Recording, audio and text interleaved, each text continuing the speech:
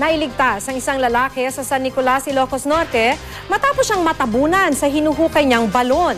Inabot ng 4 na oras bago siya tuluyang naiangat. Makibalita tayo kay Mark Masudog ng GMA Ilocos.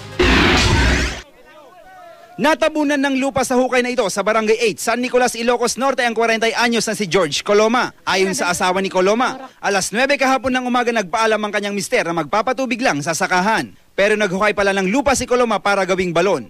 Jakman amo mamta pagamwal lang o may dakmo tayaban nga ibagada nga nagaburana.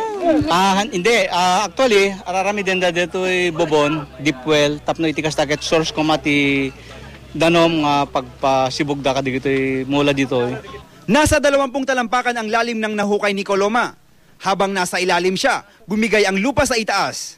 Ayon sa mga residente, inabot ng ilang oras bago nila natanggal ang lupang tumabon kay Coloma. Nadagam tagkalkalim, nadagam lay na bana dito mang tulong kada ko ada mang rescue.